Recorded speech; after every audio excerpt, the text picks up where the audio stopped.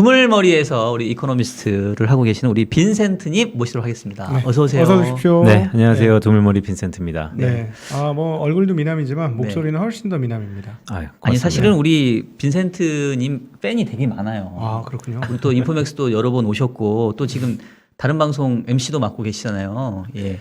아 근데 빈센트는 어디서 온 이름이에요? 아, 사실 뭐 제가 그 박 박사님 어떻게 보면 업계 후배인데요. 예, 그러니까 30대를 증권사 이코노미스트로 쭉 지내다가 40줄부터는 이제 창업의 길로 도전을 좀 했습니다. 근데 도전을 하다 보니까 과거에 좋은 이미지도 있지만 좀 다른 피벗이 좀 필요해서 오늘 공교롭게 또 3월 FMC 저는 피벗이라고 갖고 왔는데요. 네.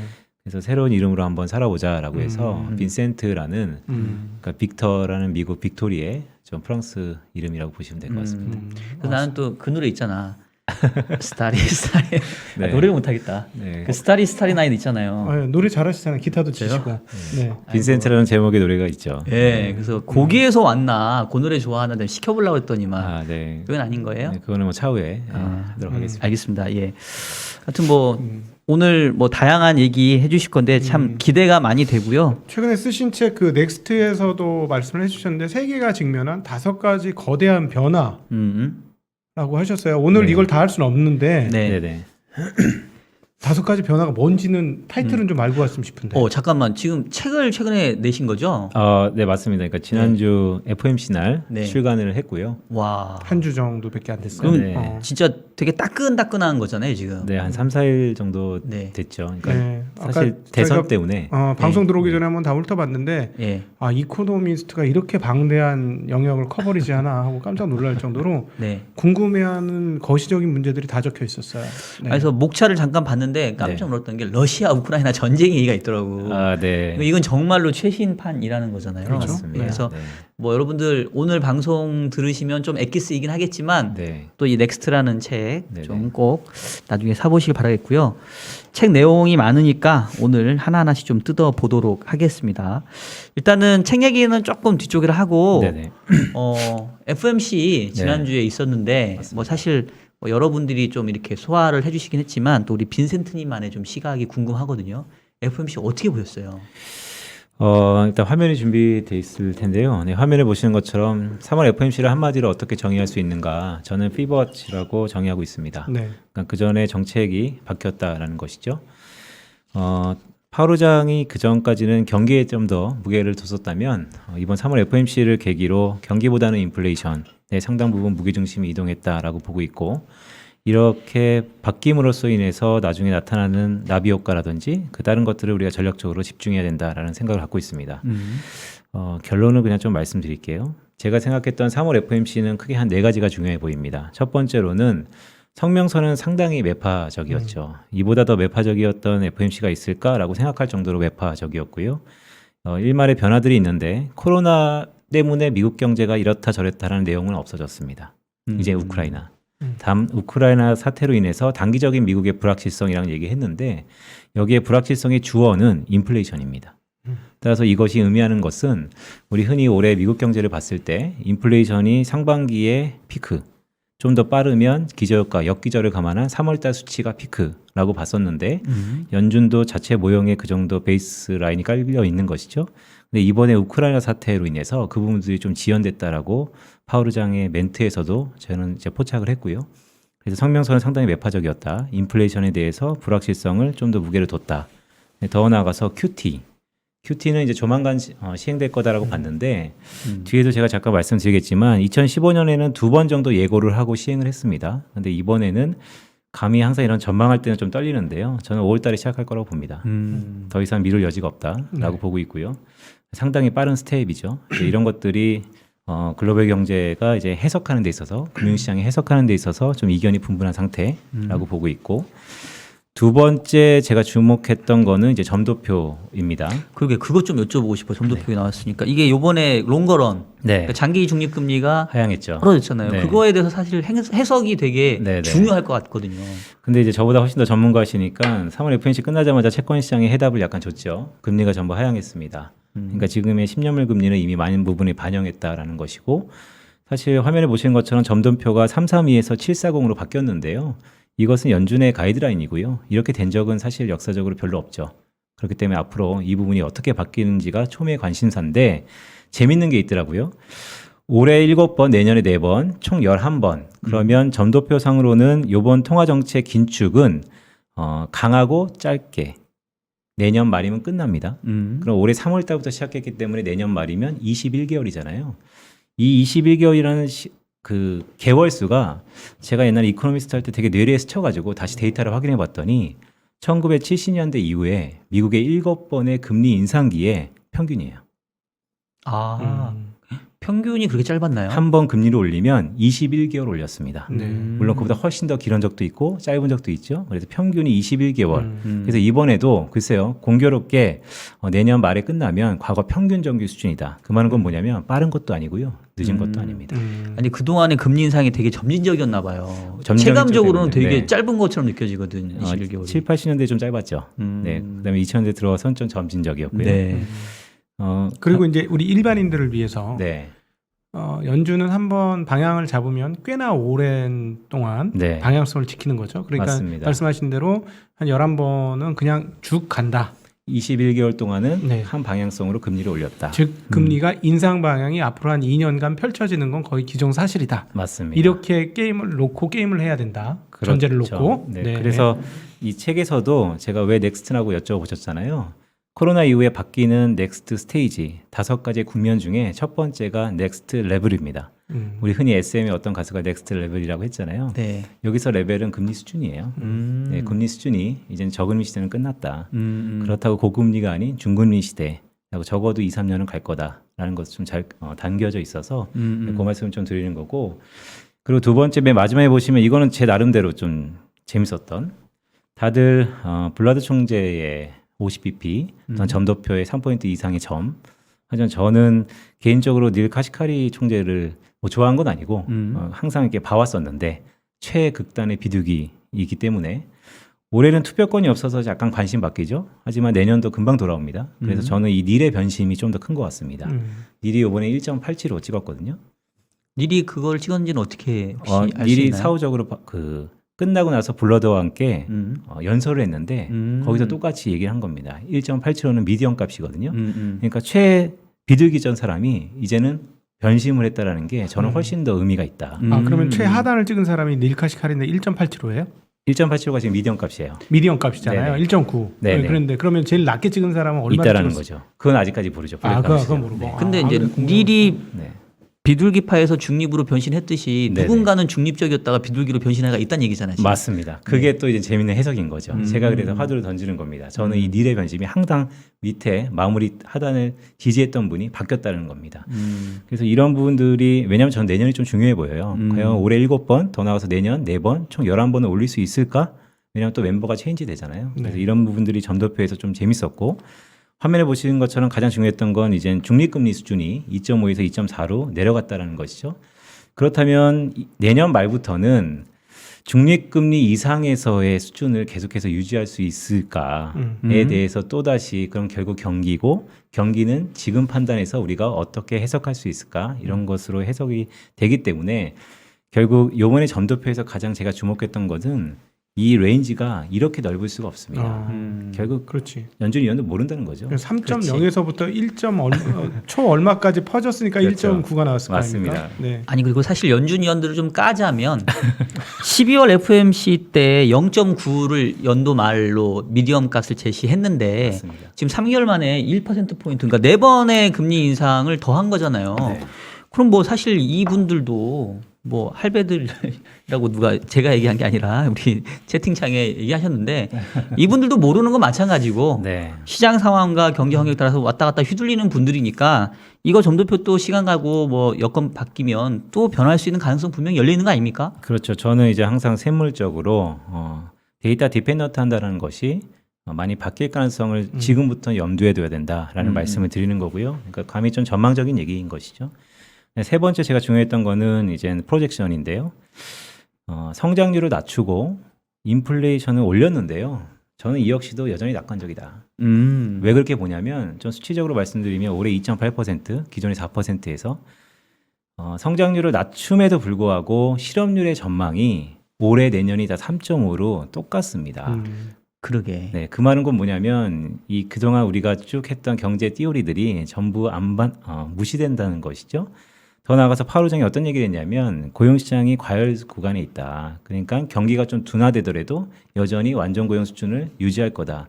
이만큼 낙관적인 전망은 없습니다. 네, 그래서 과연 경제가 침체는 아니더라도 이렇게 슬로우 다운 되는데 고용시장이 그렇게 견딜 수 있을까? 그럼 가봐야 되는 것이죠. 그렇죠. 네, 그래서 그러면 빈센트님 보시기에는 고용 실업률 자체가 너무 낮게 책정됐다.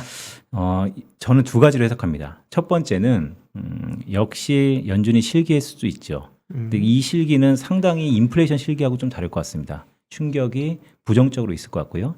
두 번째는 이것이 의미하는 것은 결국 샘플링의 차이인 거죠. 코로나 이후에 이탈했던 경제활동 참가율 쉽사리 돌아오지 않는다라는 것을 또 가정에 깔고 있다라고 보고 있습니다. 실업률은 사실 모수가 바뀌면 바뀌는 거기 때문이니까요. 근데 현장 소리를 들어보면 말이죠. 지금 이 고용 사원들이 그리고 또 그 고용 가격이 이렇게 임금이 올라간 이유가 빅테크한테 그 이유가 있다. 네네. 라고 현장에서 얘기를 합니다. 네. 뭐 어떤 얘기냐면 우리가 이제 이미 몇 달 전에 봤습니다만은 아마존이 14만 달러, 내근직 14만 달러에서 그냥 2배 올려줄게 임금을 그렇게 했고 그 아마존뿐만 아니라 다른 회사들도 임금을 너무 많이 올리는 거예요. 빅테크들이 너무 돈 여유가 많기 때문에 너무 크게 올리다 보니까 그 미국의 그 고용 시장에 참여하는 그 노동자들의 눈높이가 너무 높아졌다는 거죠. 그러니까 임금이 쉽게 꺾이지 않는다. 이런 현장의 소리도 있습니다. 충분히 리즈너블 하고요. 네. 다만 임금은 사실 중장기적으로 봤을 때 생산성이 수렴할 수밖에 없고 근데 방금 그 부분은 제가 속해 있는 스타트업인 AI 핀테크 두물머리에서도 그러니까 한국에서도 여전히 이루어지는 겁니다. 네, 그렇죠. 임금은 사실 하방 경직성이 있고요. 한번 임금이 높아지면 대부분 우상향에서 따라간다라고 우리가 보고 있죠. 생산성이 그쪽에 수렴하기 때문에 코로나 이후에 고용시장의 양극화는 보완제가 아니고요. 대체적인 성격이 훨씬 더 많아집니다. 산업 따라 성향 따라 따라가겠죠. 하지만 이전만큼 빠르게 따라갈 가능성은 좀 적어 보입니다. 따라서 높아질 수 있는 부분이 일부 질주를 하고 여전히 낮은 금리가 계속해서 지연될 가능성, 지속될 가능성이 있다. 그래서 그런 부분을 봤을 때 임금이 오를 겁니다. 하지만 우리가 생각하는 것처럼 그렇게 빨리 올릴까? 빨리 오를 수 있을까?에 대해서는 저는 좀 회의적입니다. 그 아까 이제 지표 중에서 너무 낙관적이다라는 말에 저도 조금 동의하는데 근데 그거 하나 여쭤볼게요. 사실 제가 최근에 좀 꽂혀 있는데 뭐 스태그플레이션이라는 말 자체가 워낙 세니까 사실은 뭐 스태그플레이션의 그 사전적인 의미처럼 이제 경제가 갈 것 같진 않은데 근데 어쨌든 방향성을 보면 경기는 둔화되고 물가는 올라가면 스태그플레이션 비슷한 거잖아요. 그죠? 그 우리 빈센트님께서 보시기에 스태그플레이션의 현실화 가능성을 어느 정도로 보시는지. 한 2, 3년 전에요. 제가 이제 모 K그룹의 이코노미스트 할 때 네. 2018년 2월 달에 미중 무역 분쟁이 터졌습니다. 당시에 이제 경제 전망을 하는 데 있어서 과연 이 미중 무역 분쟁의 여파가 스피럴 이펙트가 얼마나 갈까를 봤을 때 징검다리 전망이 많이 있었어요. 그러니까 스태그플레이션보다는 성장률의 상당 부분 0%에 수렴하는 그런 부분이 있고 그 다음 분기에는 기저효과를 가면서 좀 오를 수 있고 그 다음에 다시 내려갈 수 있는 2분기 연속 마이너스 뒷걸음질 치면서 스태그에 대한 우려가 높아질 것 같지는 않고요. 다만 당장의 미국 경제는 1분기에 0%대 성장률도 가능해 보입니다. 아, 1분기가? 네. 그래서 1분기 때 저조한 성장률, 2, 3분기 때 반등, 다시 연말에 경기 침체 가능성을 내포한 성장률 둔화를 제가 보고 있는 올해 시기이기도 합니다. 그렇게 보는 이유는 질문이 나오셨으니까 제가 곧바로 이것 좀 말씀드리면요.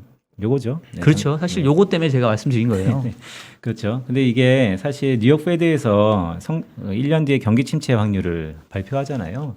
근데 모형에 내재되어 있는 그 대리 변수는 프락시는 10년물과 3개월물이에요. 하지만 그 3개월물이 학계에서도 왈가불가 않습니다. 왜냐하면 수급에 의해서 워낙 3개월물 금리가 좌우되기 때문에 과연 이게 현실성이 있는 것인가. 그런데 일부러 제가 장기 시계열을 갖고 왔는데요. 우리 보통 시장에 보는 것은 이 파란색 10년물과 2년물의 금리인 거죠. 지금 20bp 정도입니다. 이러면 이번 달 안에 역전되는 거죠. 이 정도 수준이면. 이번 3월 FOMC에서도 파월 의장이 이런 얘기했습니다. 이거 충분히 고려하고 있고 그걸 위해서 QT가 실행된다면 장기 금리를 부스팅할 수 있다라고 보시는 부분이 일부 있고 파월은 그렇게 주장하고 있고 또 한 분은 연준이 갖고 있는 채권 시장에서의 포지션을 봤을 때 오히려 더 내려갈 수 있다라고 그렇죠. 보시면. 근데 그때 가봐서야 하는 것이죠. 근데 음. 중요한 것은 어쨌든 분수령인 건 맞습니다. 그런데 여기 보시는 것처럼 3개월물하고 이렇게 벌어진 적은 사실 별로 없는데 2000년대 초반에 있긴 해요. 근데 이게 의미하는 건 뭐냐면 결국 있지만 따라 내려오더라. 그래서 저는 장단기 금리 역전은 우리가 어느 정도 가정하고 앞으로 하반기를 준비해야 될 거다라는 말씀을 드려요. 그러니까 이제 사실 스태그플레이션에 대한 질문을 드린 이유가 경기는 안 좋은데 물가는 오른다면 그래서 통화 정책이 금리를 올린다면 단기 쪽 금리가 쫓아 올라가겠고 장기 쪽은 경기 때문에 결국 꺾일 수밖에 없는 이제 이런 상황이라 맞습니다. 결국 이제 우리가 뭐 이렇게 방송도 하고 여러분들과 이렇게 소통하는 이유는 어쨌든 우리는 투자 관점에서 또 주식시장 주로 많이 투자를 하니까 이게 자산시장과 주식시장에 그렇게 긍정적인 소식은 아닌 것 같은데. 네. 아니, 잠깐만. 제가 한번 개길게요 여기서. 우리 이제 우리 한국 최고 채권 전문가와 이코노미스트 앞에서 네. 제가 감히 이러면 안 되는데. 오늘 좋습니다 오늘. 근데 원래 채권 하시는 분들은 약간 부정적으로 보는 경향성이 보유편이랑 비슷하게 좀 있지 않습니까? 우리 주식쟁이들은 필요 이상으로 좋게 보는 경향성이 있고. 네. 그래서 자꾸 이런 얘기를 하면 또 자꾸 이제 반발감이 생겨 주식하는 입장에서는. 그래서 어떤 느낌이냐면 우리가 그동안 지난 2000년 이후 20년간 이후 디플레 환경에 너무 생각이 고정된 거 아닌가. 지금 미국 연준에서 하는 얘기는 고용을 사실 1년 전으로만 돌리면 맨날 고용 얘기했는데 고용이 절대 안 좋아질 것 같았는데 지금 와서 보면 고용이 너무 좋다는, 너무 세다는 거지. 그러면 자기네 원하는 그림이 그려졌으니 이젠 금리 올려도 우리 아무 상관없다. 마음 놓고 금리 올려도 된다. 라는 경기에 대한 확신이 있는 거 아니냐. 이렇게 볼 수는 없나요? 주식쟁이 입장에서는 또 이렇게 보고 싶은 마음이 있는 거예요. 자, 저한테 묻지 마시고 우리 빈센트님, 예, 반발하시는데 어떻게 한번 견해를 알려주시죠. 네, 이번 3월 FOMC에서의 경제 전망이 나타나 있는 메시지입니다. 근데 저는 그게 워낙 낙관적이다라고 평가를 하고 있고요. 우리가 듀얼 먼데이트라 그래서 고용 시장과 인플레이션을 보는 것은 이거를 왜 볼까요? 결국 미국 경제의 순환 경로를 연준이 미리 알아보기 때문입니다. 그런데 이 제목, 이 차트 보시면요. 자, 미국 경제는 소비 경제죠. GDP의 70% 이상을 차지하니까요. 자, 우리가 고용을 보는 이유는, 그래서 고용이 중요한 이유는 그걸로 인해서 소득은 소비의 함수인 것처럼 결국 소비의 방향성을 알기 위해서입니다. 고용이 좋아도 소비가 안 좋다, 고용이 안 좋아도 소비가 좋다. 자, 어느 게 맞을지, 어느 게 주식시장이 좋게 생각할지는 그때그때 다르지만 결국 고용이 좋아야지 소비가 좋기 때문입니다. 그런데 최근에 보시면 제가 여기 오기 전에 어저께 새벽에 업데이트를 좀 했는데요. 왼쪽 차트입니다. 미국의 가계저축 대비 저축 비중, 그러니까 가처분 소득 대비 저축 비중이 6.4%로 낮아졌어요. 이게 이렇게 낮은 적이 코로나 이전입니다. 그러니까 코로나 이후에 정부가 많이 이전 지출을 통해서 저축이 많이 증가했었잖아요. 근데 이미 우리가 저축이 증가했다 보니까 어떤 얘기를 했었냐면 이 돈으로 주식 투자할 거다. 또 이것 때문에 고용시장이 잘 안 온다. 근데 최근에 완전 고용 수준에 왜 왔냐, 여러 가지 사후적인 해석이 있지만 결국 지표가 말해주는 것은 이제는 가계가 소비할 돈이 없다. 없어졌죠. 지표로 나타나기 시작했습니다. 네. 2월 달은 어디까지 내려갈지 초미의 관심사고요. 그럼 이제 오른쪽 상단에 있는 건 뭐냐면 결국 미국도 한국과 더불어서 웰스 이펙트, 부동산이 매우 중요한데요. 모기지 금리 30년물이 꽤 높이 올랐어요. 그렇다면 시차를 갖고 부동산 가격이 슬로우 다운 될 텐데 실제 되냐라고 지표를 봤더니 우리 KB 인덱스와처럼 NHB 주택 시장 지수 3개월 연속 하락하고 있고, 그렇다면 웰스를 담당하는 부동산 주춤하고 가계는 그동안 쟁여졌던 현금은 고갈됐고, 그러면 소비가 과연 늘어나는 거냐라고 해서 가장 최근의 소비를 맨 아래쪽에 제가 갖고 왔습니다. 보시면 소비가 1월 달에 워낙 좋았기 때문에 저는 1월 달보다는 2월 달이 워낙 낮았는데 전 품목 대부분 안 좋았습니다. 근데 딱 보면 주유소 판매만 좋았어요. 주유소 판매는 유가가 이렇게 높으니까. 그럼 주유소 판매를 차치하고 나면 소비 안 좋은 거예요. 자, 그렇기 때문에 장단기 금리가 역전 소리가 나오는 것이죠. 자, 그래서 이런 것들을 감안해 봤을 때 연준이 이번에 전망치를 나타낸 것은 그럼에도 불구하고 고용이 좋다, 그래서 소비가 좋다라고 하는 주장을 과연 고지고대로 들어야 되는가? 물론 연준에 반하지 말라라는 주식시장에 오랜 경험이 있지만 실소를 했던, 인플레이션에 대한 실소를 했던, 실기를 했던 지금의 연준의 상황을 놓고 봤을 때 점도표가 말해준 게 무엇이겠는가? 이거는 연준도 잘 모른다는 것을 이제는 우리가 감안해서 조심스럽게 한번 봐야 될 필요가 있는데 경제 지표들은 아무래도 아래쪽을 좀 향하고 있다라는 말씀드리는 것이죠. 오늘 사실 조합이 좋네요. 그러니까 어떻게 보면은 그 백그라운드 출신 자체가 여긴 주식 전문가. 그냥 우리 뭐 쟁이라고 할게요. 주식쟁이. 저는 이제 전 주식 운용도 합니다. 여러분 자꾸 오해하시는데 전 주식도 하고 채권도 하지만 어쨌든 제 채권 출신. 출신은 이제 채권쟁이. 네. 그리고 여기는 또 이제 이코노미스트니까 네. 어떻게 보면은 경제를 좋게 보는 놈, 네. 경제를 나쁘게 보는 놈, 네. 경향 자체가 여기는 경제를 잘 보려고 하는 놈. 그렇죠. 그러니까 약간 네. 놈 그런 개념으로. 그래서 이제 저희는 약간 바이어스가 있다고 치면 네. 우리 빈센트는 조금 바이어스가 없이 객관적으로 보시는데 일단 지금 보시는 견해는 경기의 방향성은 좀 아래쪽에 있는 거는 좀 불가피하다. 이런 쪽으로 지금 그렇죠. 이해를 제가 해도 될까요? 네, 왜냐하면 여기 다시 이제 페이지로 넘어왔는데요. 3월 FOMC가 1월 FOMC하고 달랐던 거는 정반대였습니다. 1월 FOMC를 복귀해 보면 스테이트먼트는 생각보다 완화적이었어요. 근데 파월 의장의 멘트 한순간에 워낙 매파적이어서 주가가 워낙 안 좋게 반응했죠. 3월 FOMC는 정반대였습니다. 그렇죠. 스테이트먼트는 워낙 매파적이었는데 파월 의장이 상당 부분 비둘기적으로 반응했죠. 근데 제 1번 기자, 여기자였을 텐데 금리를 이렇게 올렸는데 미국 경제 괜찮냐? 괜찮다. 리세션 없다. 이 한마디가 모든 걸 대변한 겁니다. 전망도 좋았고요. 저는 이거에 대해서 이제 상당히 시장은 긍정적으로 해석했지만 이번 주 글쎄요. 시장 좋을까요? 저는 다시 한번 놓고 봤을 때 불안할 거다. 그러니까 뭐 우리 3.0년 찍으신 블러드 총재께서 2번이나 연설이 예정되어 있고 그래서 지뢰밭이라고 표현되었는데 펀치 맞을 게 많죠 이번 주에. 닥도이님 하나만 여쭤볼게요. 네. 파월 믿어요? 파월 저 비둘기죠. 아니 파월을 믿으시냐고. 저는 그냥 파월이 네. 계속 비둘기의 포지션을 놓지 않을 거라는 생각만 가지고 있어요. 계속해서 그래요? 지켜보면. 근데 뭐 지금 우리 빈센트님이 하신 얘기의 핵심은 이거잖아요. 연준이 틀렸는데 자기도 틀린지 제대로 모른다. 그걸 감안하고 우리가 시장 대응하지 않으면 시장에서 실수할 수 있다라는 얘기를 전 들었거든요. 지금 네. 그 부분은 제가 상당 부분 인정하고 그런데 이런 생각이 있는 거예요. 주식쟁이다 보니까 그동안 실수 여러 번 했지 않습니까? 작년부터 올해까지. 네. 그런데 그럼에도 불구하고 얘네들의 스탠스가 경기를 부양하는 쪽으로 갈 것이냐 아니면 인플레를 찍어 누르는 쪽으로 갈 것이냐라는 걸 하면 아무래도 보유 편향이 있으니까 네. 그렇긴 한데 항상 파월은 2019년 그 보험적 금리 인하 할 때부터 거의 언제나 시장 친화적이었단 말이죠. 그러니까 조금이라도 이상하면 시장 친화적으로 바뀔 인물이 아닐까 하는 생각을 아무래도 이제 저는 보유 편향이니까 주식 쪽에 있으니 그런 생각을 합니다. 물론 금리는 앞으로 계속 올라간다는 건 뭐 전적으로 동의를 하고 있지만 네. 네. 아, 나 오늘 할 말 많은데 좀 참아야겠어 진짜. 저라도 좀 말을 줄여야 두 분 얘기 들을 수 있으니까. 아니 왜냐면 그러니까 파월에 하도 많이 속아가지고 우리 아까 빈센트님 얘기한 것처럼 멘트 자체는 약간 립서비스성으로 뭐 경기는 그냥 좋습니다라고 얘기해줬는데 과연 그럴까 싶기도 그러니까 해서. 이번 저도 그건 동감해요. 이번에 파월은 일부러 너무 스테이트가 강하니까 이게 마사지 해준 것 같아 입으로. 그런데 그치. 이제 이번 주에 나올 다른 총재들 발언을 보면서 아마 다 얻어맞지 않을까 미국 시장이. 근데 이 말씀을 제가 조심스럽게 드리는데요. 화면에 보시면 제가 일부러 빨간색으로 매둘기라고 얘기를 해놨습니다. 매둘기. 네, 그러니까 스테이트먼트는 매파죠. 파월 의장은 비둘기적 스탠스가 상반기 내내 이어질 건데요. 이번 3월 FOMC는 약효가 좋았죠. 시장이 반응했으니까요. 네. 근데 다음번에도 그럴까요? 5월 달에도 그럴까요? 6월 달에도 그럴까요? 지금의 상황이라면 스테이트먼트는 더 매파적으로 바뀔 가능성이 높아 보입니다. 그러면 파월 의장은 계속해서 비둘기적으로 얘기를 할 건데요. 지금처럼 시장이 맹목적으로 긍정적으로 해석할 확률이 높을까요? 아니면 5월, 6월 달에는 맞아? 장단기 역전되는데 저게 맞아?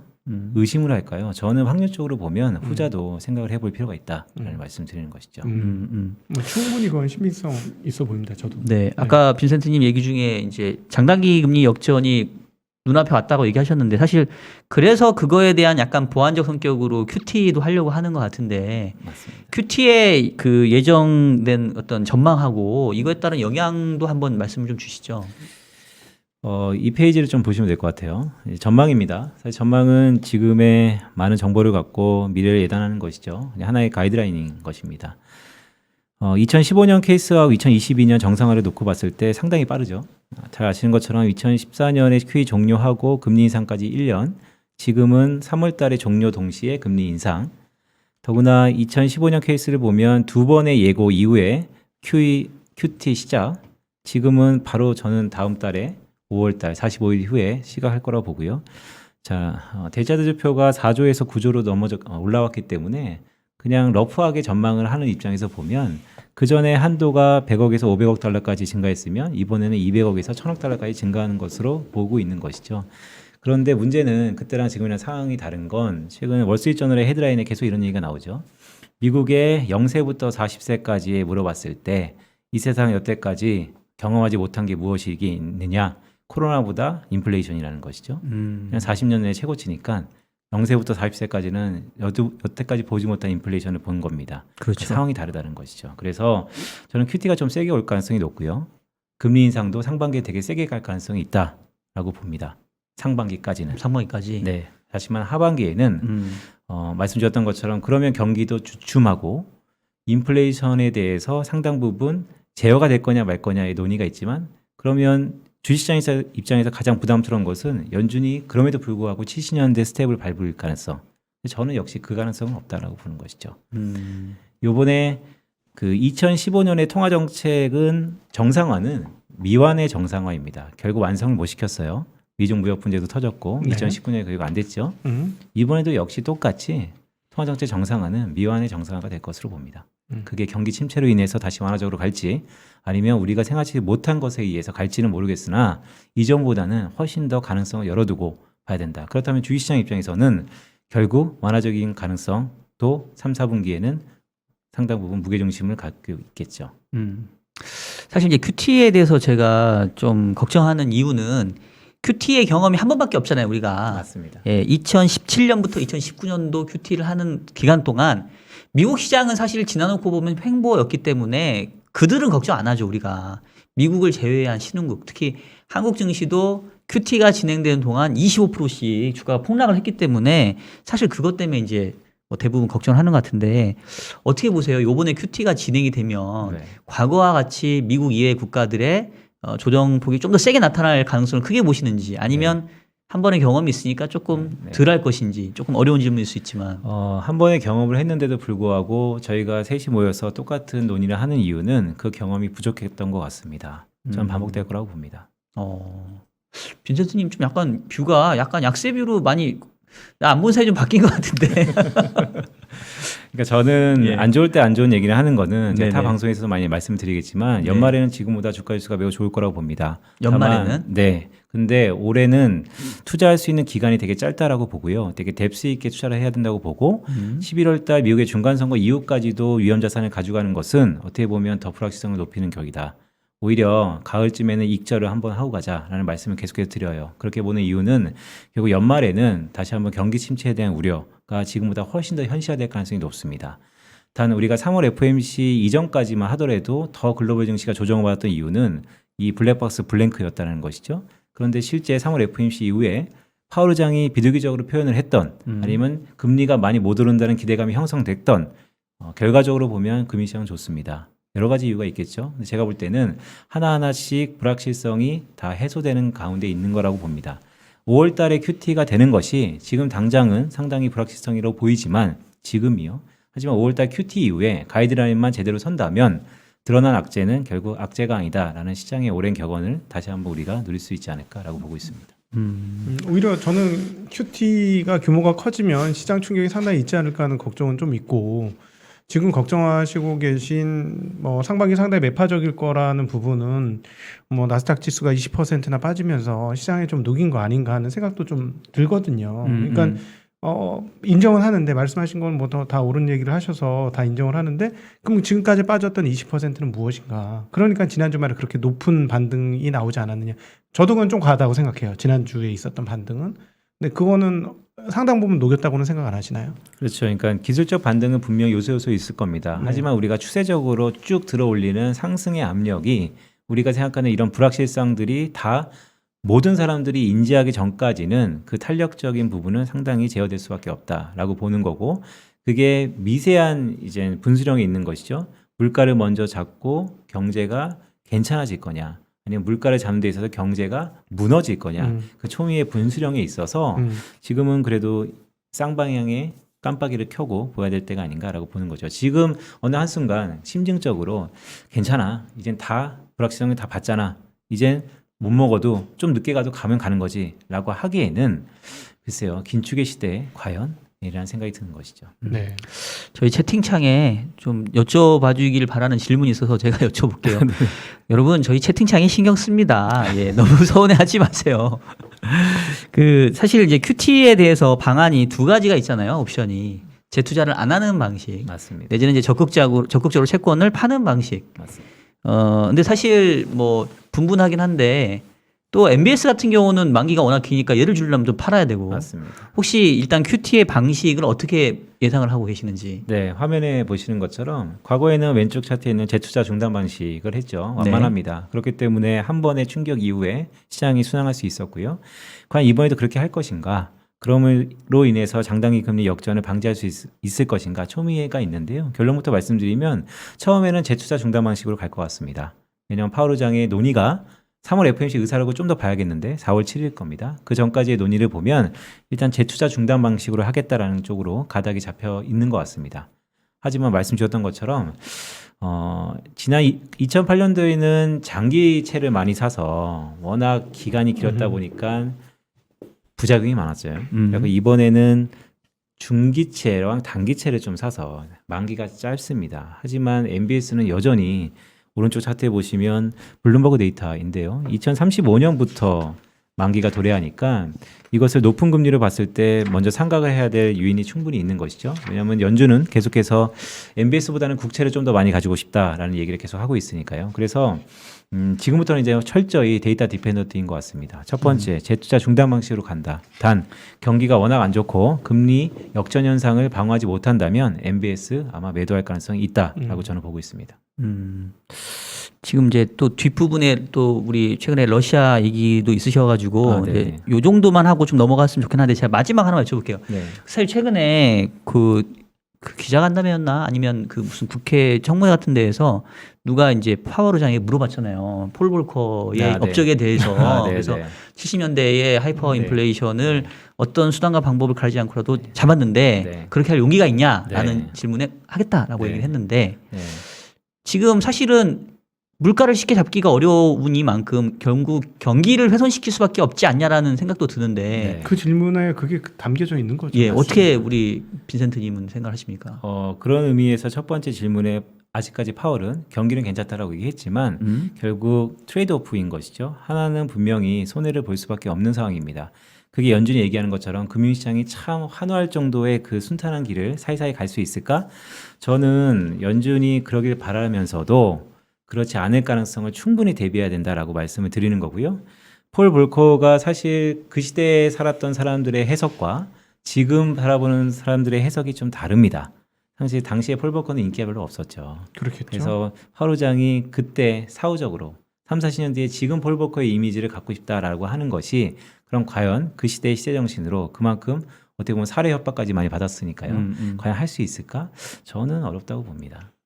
저도 뻥카 친 거로 느껴졌어요. 그러니까 뭐 오죽했으면 권총까지 차고 다니셨다고 하니까 자 그러면 아까 이제 러시아 얘기 잠깐 했었는데 사실 지난주에 미국 주가가 상당히 크게 뻗어나간 이유 중에 하나가 저는 이제 약간 통화 정책 불확실성이 어쨌든 간에 오픈된 거에 대한 안도감 플러스 이 러시아의 뭐 디폴트 우려가 좀 줄어든 부분도 작용을 한 것 같아요. 지금 이 전쟁 관련된 이슈를 빼놓고 또 시장을 얘기할 수 없는데 맞습니다. 어떻게 뭐 이거에 따른 영향은 어떻게 보고 계시는가요? 3월 17일 날 OECD에서 중간 페이퍼가 하나 나왔어요. 러시아발 리스크. 지금 같은 상황이 1년당 지속됐을 때 세계 경제는 1%포인트 하락, 물가는 2.5%포인트 상승. 단 가정을 되게 중요하게 여기셔야 돼요. 지금의 상황이 12개월 연속 지속된다고 가능했을 때. 그러니까 숫자가 나왔습니다. 실물 경제 리얼 비즈니스 사이클에 미치는 최대한의 충격이 나왔고요. 그럼 그 말이 이게 1년 동안 지속될까요? 저는 그렇게 보지 않기 때문에 그거보다는 좀 낮아질 겁니다. 어쨌든 충격이 있다는 것이죠. 제 책에서도 잠깐 언급이 됐었는데요. 저는 이 우크라이나발 사태를 코로나 이후의 신냉정 시대의 연장선상으로 보고 있습니다. 그러니까 계속될 겁니다. 근데 온도차는 좀 다를 것 같습니다. 간간이 될 것 같습니다. 저는 짧게 보면 시계를 지금부터 한 달 안에 휴장 협상 가능성이 매우 높다라고 보고요. 러시아의 디폴트는 결국 서방 세대의 합의 가능성을 매우 높이는 트리거가 될 거다라고 보고 있고요. 기술적 디폴트에 들어갔다고 저는 보고 있습니다. 4월 달에 또다시 얘기가 될 거고요. 하지만 이 페이지가 좀 중요해 보입니다. 결국 이게 모든 것을 다 대변하지 않는가라고 보고 있습니다. 미국의 안보 자산이 바뀌었습니다. 미국의 안보 자산이라는 것은 과거 석유, 에너지원에서 지금 반도체로 완전히 바뀌었고요. 그 사이에 패권 경제도 바뀌었죠. 과거 구소련에서 지금의 중국으로. 자, 이게 가장 중요했던 건 뭐냐면 저는 왜 지금의 우크라이나파 사태가 조기에 봉합될 거다. 봉합이라는 얘기를 하고 있는데 미국이 전면군을 지상군을 파견 안 하기 때문입니다. 왜 안 하냐? 세 가지 이유 때문인데요. 첫 번째는 명분이 없고요. 왜냐하면 중동에서 뺀 지가 얼마 안 됐죠. 두 번째는 화면에 보시는 것처럼 더 이상 우크라이나 지역은 미국의 주요 지역이 아닙니다. 석유 에너지는 더 이상 미국의 안보 자산이지만 제 1순위가 아닙니다. 즉 전략 자산이 바뀌었다는 거. 그리고 맨 마지막에 세 번째는 정말 아이러니하게도 코로나입니다. 코로나 있는 한국에 명분도 없는 군대를 보낼 리가 없죠. 자, 그렇기 때문에 그러면 전면전이 아니고서는 단기적으로 끝난다. 그 시기가 언제 될지 타이밍을 잴 뿐이다. 그래서 우크라이나발 리스크가 상당히 인도주의적으로 가슴이 아프지만 OECD에서도 인도주의적 코스트라는 얘기가 있었는데요. 저는 투자 관점에서 보면 리스크 측면에서 8분 응선은 좀 넘어가고 있지 않는가라고 보고 있습니다. 그러니까 뭐 어떻게 보면은 슬픈 얘기지만 전쟁은 지속될 수 있지만 금융시장에서 미치는 민감도 영향력은 떨어지기 시작했다 이미. 맞습니다. 왜냐하면 IMF OECD라는 글로벌 가이드라인을 제시하는 주요 기관에서 이 여파에 대해서 숫자로 발표되기 시작했고 더구나 12개월 지속된다는 가정을 깔고 러프하게 숫자가 줬고요. 그러면 대부분 이제 세무를 할 때 전략을 짤 때 그거보다는 보수적으로 짜면 되는 것이죠. 두 번째는 결국 지상군이 미국이 들어가지 않는다는 것은 국지전에 국한될 수 있고 그렇다면 이제 시간을 저희가 타개하면 되는 것이죠. 그래서 전략적으로 접근했을 때 아마 뭐 좀 세게 말하면 한 달 안에 아니면 상반기 안에는 봉합된다. 여기서 봉합이란 말이 되게 중요하죠.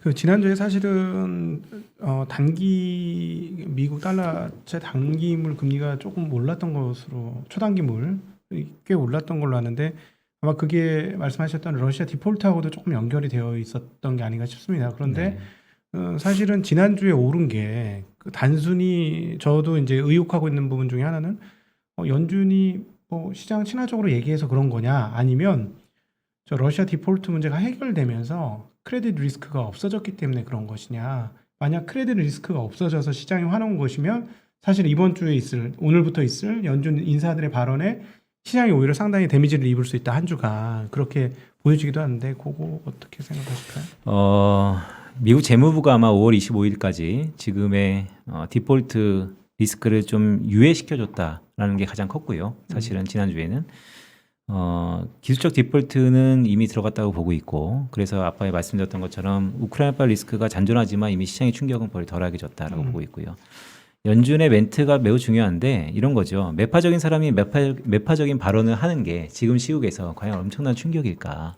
결국 5월 달에 빅스텝 가능성에 가시화만 보이면 시장은 다시 한번 안도할 거라고 보는데요. 빅스텝은 여전히 열려 있죠. 지금 어느 한순간을 가능성을 예단하기 힘든 상황입니다. 하지만 또 반문하고 싶죠. 빅스텝은 어떻게 보면 최후의 보류의 카드입니다. 50bp 올렸는데 물가가 안 잡히면 그 다음 카드는 뭐가 될까요? 연준이 그런 걸 알고 있다면 과연 50bp를 지금 쓸까요? QT라는 것도 아직 남아있는데 저는 25bp 가능성이 많이 높다라고 보고 그렇기 때문에 5월 달에 QT 그런 쪽으로 시장을 반응하지 않을까라고 보고 있습니다. 그 러시아 관련해서 사실 궁금했던 거는 이제 아까 디폴트 얘기 좀 했었는데 우리 스위프트 규제하면서 우리 각도기님 좋아하시는 졸탄 졸탄 얘기하면서 이게 엄청난 그 나비 효과처럼 해서 다시 금융위기를 몰고 올 수도 있다는 얘기를 했었잖아요. 근데 사실은 뭐 그렇게 크게 뭐 영향이 별로 아직은 없어 보이는. 근데 이게 러시아가 뭐 작은 나라도 아니고 그리고 서방 국가 유럽하고도 많은 어떤 금융 거래가 분명히 있을 것 같은데 맞습니다. 러시아의 디폴트가 안 나는 게 아니라 못 나는 게 아니에요? 둘 다 똑같죠. 결론은 똑같습니다. 그러니까 결국은 그래서 못 낼 거다. 네, 결론은 똑같습니다. 지난주에 하이라이트가 지난 것 같아요. 아까 말씀하신 네. 것처럼 이 연장을 해주는 그런 과정을 통해서 정말 지난주에 사실은 우리가 몰랐던 참에 위험했던 시간이 네. 지났고 그때 왜 그걸 느꼈냐면 신흥국에서 외국인들 매도세가 미친 듯이 나왔어요. 물론 이제 중국의 하방도 그랬었고 중국에서 2조인가 3조 위안을 팔았거든요. 네. 예,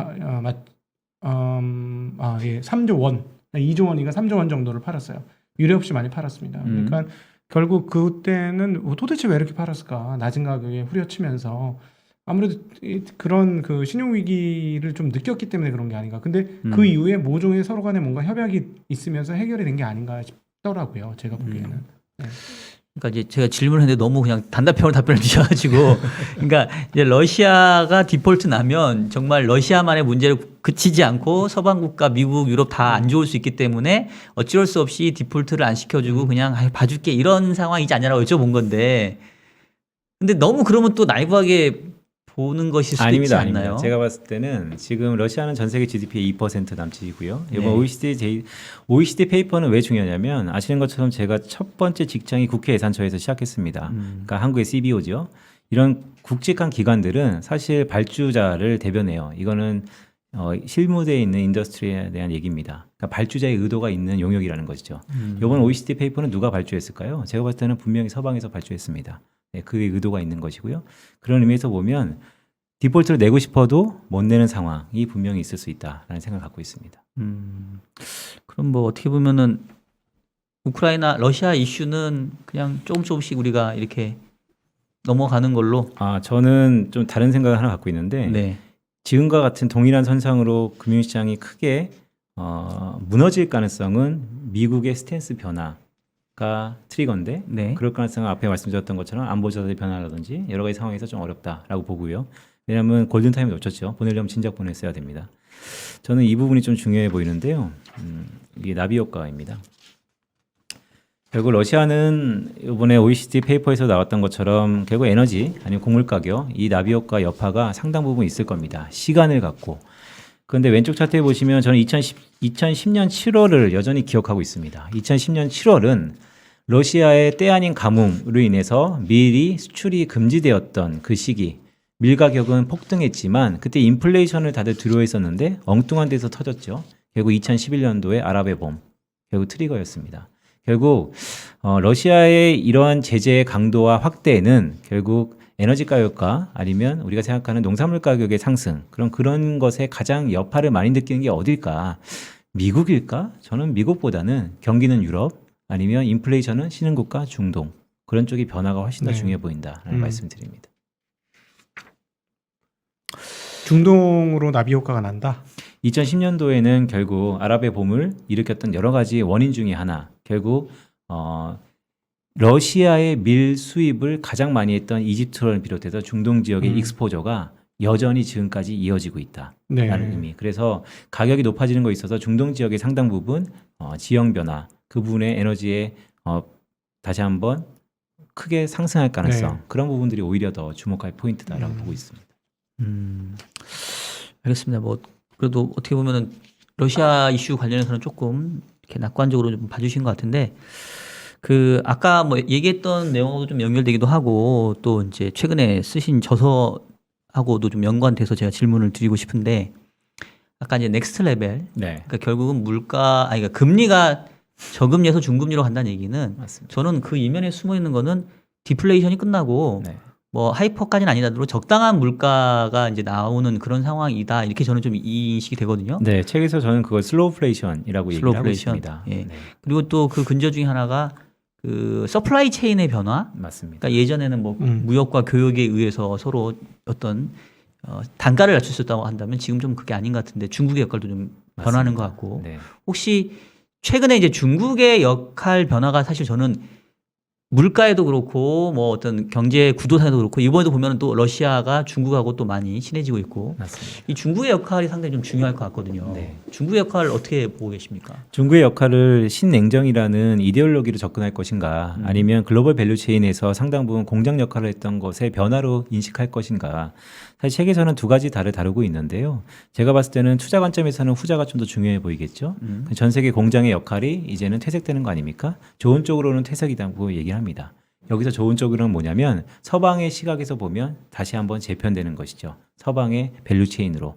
자, 이거는 옳고 그름이 아닌 것 같습니다. 지형 변화이고요. 저희는 한쪽이 선택해서 빨리 포지션을 잡으면 될 것 같은데 저는 아직까지 미천하나마 지금까지의 전략은 그러면 미국 중심의 글로벌 밸류체인에 빨리 편승해야 되지 않을까라고 보고 있는 것입니다. 그게 어느 한쪽의 정치색을 차치하더라도 왜 그럴 수밖에 없는 것이냐.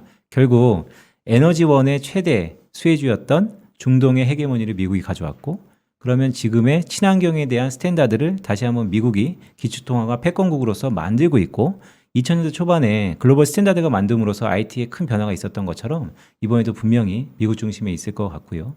또한 더 나아가서 전 세계 쌀이라고 산업의 쌀이라고 할 수 있는 반도체도 70년대 인텔이 했던 거를 다시 30년 만에 다시 인텔이 한다는 거 아닙니까? 팹리스를 넘어서 파운드리까지. 자, 그거는 아직까지는 글로벌 마켓 쉐어가 삼성전자가 2위로서 굳건하니까 지금은 마켓이 커지는 거에 있어서 기회일 수 있지만 조만간 인텔과의 경합이 우리가 생각보다 빠를 수 있어서 반도체 쪽에서의 어쨌든 마켓 사이즈가 큰 것에 적어도 1년 동안은 집중해서 투자하자라는 말씀을 드리는 것이죠. 알겠습니다. 각도님 뭐 또 추가 질문 있으세요? 또 마지막 거는 생각이 많아지는 내용이네요. 오늘 빈센트님 혹시 준비하셨는데 저희가 말이 많아서 말씀 아유, 못하신 아닙니다. 내용이 있을까요? 네, 오늘 개성 같은 선배님들 두 분과 네. 재밌는 얘기해서 좋았고요. 오늘은 사실 누가 그러더라고요. 제가 지난번에 나와서 소개를 작가라고 처음 받았습니다. 네, 태어나서 처음입니다. 아유, 우리 빈센트님을 물론 작가 좋지만 네. 작가라는 이름으로 우리 빈센트님을 포장하기엔 너무 작가의 포장지가 작죠. 아, 그래요? 네. 근데 저는 되게 색달랐었고요. 그만큼 저는 뭐 아시는 것처럼 인생을 살면서 경험이 최고의 스승이다라고 생각을 하고 있고요. 네. 또 이거 오늘도 저에게는 매우 좋은 경험이었습니다. 자, 그럼 마지막으로 뭐 사실 이제 책 내용이기도 하겠고 오늘 그 마지막 메시지이기도 하겠는데 정말로 사실 투자를 저도 오래 해왔지만 저도 막 오래 많이 이렇게 어떤 방향을 딱 잡기가 쉽지가 않은데 뭐 투자 전략이라고 하면 투자 전략 그래서 어서적으로 우리 투자자 입장에서 어떻게 투자에 대한 전략을 세우고 어떠한 기준으로 투자를 하면 좋을지 뭐 마지막 말씀으로 좀 해주시면 좋을 것 같습니다. 네. 저는 앞으로 세상은 맞춤화 세상이라고 보고 있습니다. 모든 것들이 다 맞춤화입니다. 그만큼 투자 철학은 자기만의 투자 철학이 매우 중요하고요. 있고 없고는 사실은 사후적으로 편한 인생을 살 수 있느냐 없느냐와 결부되기 때문에 매우 중요한 것 같습니다. 오늘 어쨌든 투자하는 컨텐츠다 보니까 저의 그냥 짧은 시계로 결론을 좀 말씀드리면 올해는 투자의 시계가 되게 짧다. 단 강도 있게 해야 되는데 봄에 사서 천천히 이른 가을에 익절하자라고 하는 게 올해를 보는 저희 투자 패턴이자 전략입니다. 봄에 사서 가을에 익절하자. 알겠습니다. 근데 익절할 기회 안 주면 어떻게 할 건지는 익절한 기회는 사람마다 좀 다를 수 있는데요. 저는 네. 있을 거라고 보고 있습니다. 근데 앞서 그 마지막 이야기인데 그 이야기 그러니까 결국은 공급 체인이 분할된다는 거 아니에요. 리쇼어링 되면서 기존에는 이제 완벽하게 전 세계가 하나의 톱니로 돌아가는 완벽한 아웃소싱의 세계에서 이제는 각각 지역별로 분할하면서 그게 이제 대표가 반도체가 될 것이고 최근에 인텔이 유럽에다 100조 원이라는 어마무시한 돈을 투자하겠다는 얘기까지 나오고 있는 상황이니까 그러면 뭐 따지고 보면 비용이 증가하는 거 아닙니까? 무조건. 공장 하나로 돌아갈 게 2개, 3개 돌아가야 되는 거니까 그러면 이제부터는 앞서 금리도 방향성으로 최소한 2년간 우상향하는 방향이면 인플레이션도 이제는 뭐랄까 과거 디플레이션 우리가 맞은 것처럼 네.